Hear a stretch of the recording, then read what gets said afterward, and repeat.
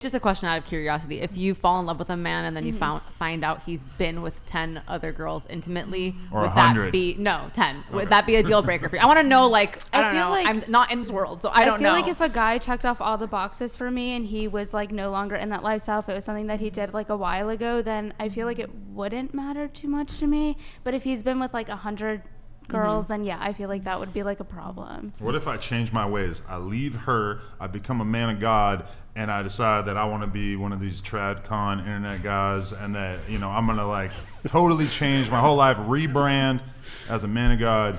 We would disciple you and work on your marriage with her. Don't be underwater. Come on, man. You guys would have counseling and all that good stuff. I just want to know if that is a possibility. Well, I think there's like redemption, kind of what he was saying and what she was saying. Like, I think people can like be promiscuous, and then I think that they can like kind of like turn from that and be like, okay, I don't want to be 10 that is a way lot anymore. And that 10's promiscuous. I don't know. I'm just curious. I do feel like I know it's so bad. I feel like guys and girls are very different. So I feel like 10 like for a girl is like a lot, but also like for a guy, yeah, it kind of is like. I do think that if you did that and you're like, I'm done with, you know, the porn world. Greatest story arc ever. I know, and I'm gonna be like like you said, a man of God, and you stayed with Lena, and you just stay together. Yeah, of course, you're married. That's a possibility. And really focused on your family, raising your kids. I think it would set an incredible example. It would probably help many people realize that the lifestyle they're in with porn is harmful. To see two people leave that industry and say, no, we're going to build something beautiful and secure and committed together. But why aren't they building something secure and beautiful? If a guy was with 100 girls, probably not.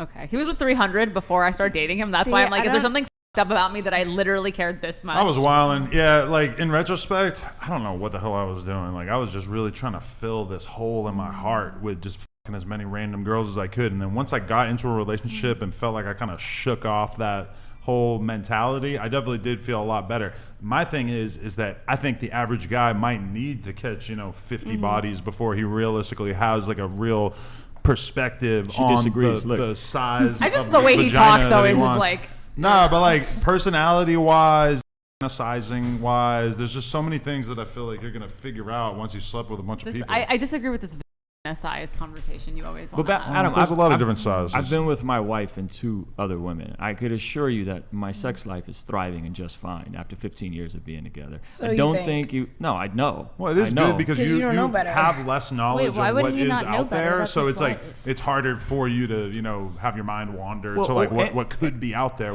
which is good. There's honestly. a freedom inside of a covenantal relationship to try things and to explore and to do things that.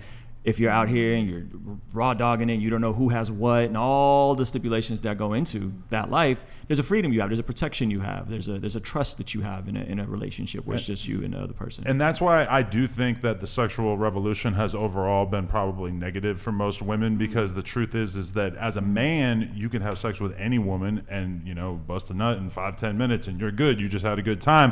Whereas for a woman, realistically, the first time you have sex with a guy, you have like an infinitesimal percentage chance that you're going to orgasm, and you're realistically only going to end up having positive sexual experiences by sleeping with the same guy over and over and really learning how to connect with him. It's called marriage. Totally. That's the beauty and of a I get marriage. that. I also just think women, should feel free to do what they want to do, but I also, in terms of what I would tell, any woman in my life, what I would recommend for them, I would say, hold your vagina in high esteem and don't like just be handing it out willy-nilly, because realistically the most leverage that you have to get a guy to take you serious is by holding out on sex and forcing them to show some serious amount of interest in you before you give into that. That being said, if a woman just wants to have sex too, I'm not opposed to her. Adam 22 promoting abstinence. I love it. Well, I do think it's amazing. just, as a woman, that is like the sole superpower that you have. Now, we had sex the first night that we met and it still worked out, but I do think that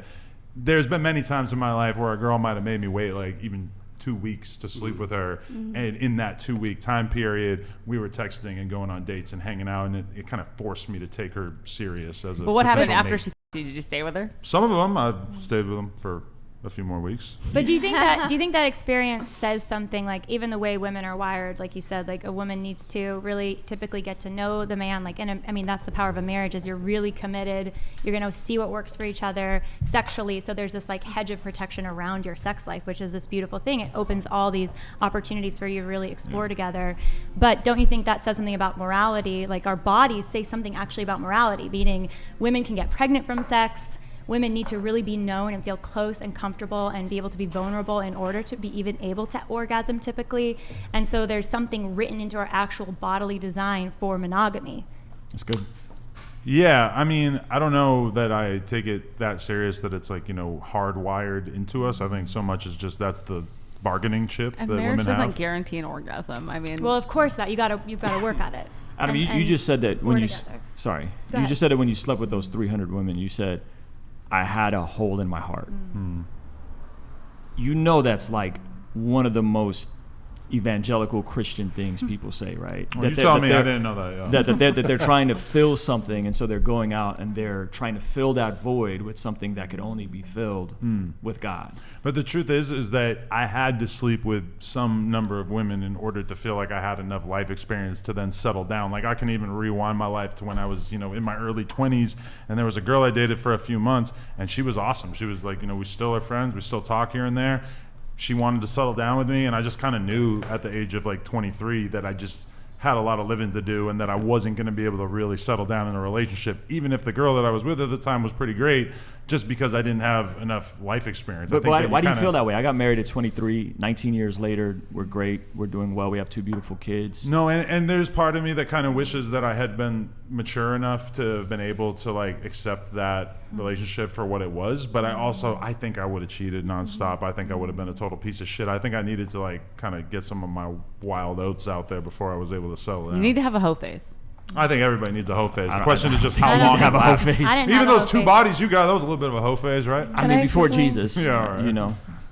Let's get Can a I couple say chat. something? I Go ahead, really completely quick, then agree we'll- with you, and actually you too. Like, I completely agree with you. I'm not talking about having one-night stands. I don't have one-night stands. I meet guys that I think I might date, that I think potentially might go somewhere. We hook up, we date, it maybe only lasts 3 months. But I'm not doing it like for a one-night stand. I'm not doing that. I'm being very, very, very careful. I genuinely interested in them. I genuinely think it might go somewhere. And my parents are divorced. I'm very, very careful of who I'm going to settle down with, who I'm going to have kids with. So I think that like there's a point that's misunderstanding. Like I'm super Republican, I'm super traditional, but I'm not going to settle down with the first opportunity because I will never put my kids through a divorce. I will never put my kids through watching a family fight or parents fight. So I think that's where I misunderstood. I wish that I was, how old did you say? You were 23? I'm 38. I got married at No, 23. yeah, I wish that I met my person at 19 and married at 23. I wish that, but that didn't happen for me. Sorry. But I have to vet them. I'm not just like fucking people to fuck them. I'm dating them. I'm dating them. Yeah. I'm genuinely being super careful. I believe in what you believe in, but I didn't get as lucky to just meet my person at 19. You know what? I had my whole life planned out with someone who I thought I was going to marry, and then it didn't go the way that was planned. A lot of Do you people, think? that I mean, happens. it sounds like you want marriage, like a beautiful. Yeah, like, 1,000%. relationship. But do I'm you not gonna think- settle. do you I'm not think- gonna and settle. I don't think you She's should not settle. But do you gonna think that you're maximizing your opportunity for a loving, faithful, committed marriage by doing OnlyFans? Well, I mean, that's how me and my ex got to our strongest point ever. But he's your ex. No. Hey, I don't do Yeah, but OnlyFans. he's my ex. But But I'm talking to you. Yeah. he's but- my ex because I wanted him to be my ex and not the other way But why? around. Why did you want him to? be But your like ex? we were already doing videos and stuff for each other just because we were into it. And then I was like, hey, we can make a lot of money doing this. I got into it on my own without him. But no, I actually will completely say, when I committed to OnlyFans, me and him were not officially together. And I said, this might affect my dating life, but I'm single and I need to live a certain lifestyle and I'm gonna do it regardless. And I didn't expect it to get as far as it did. But I also got into a relationship that I never even thought would be a true official relationship ever. I'm just And saying. so, I think yeah, it's- it didn't work out, but it's not because of the OnlyFans thing. Yeah, I think it has it- nothing to do with the OnlyFans thing. I do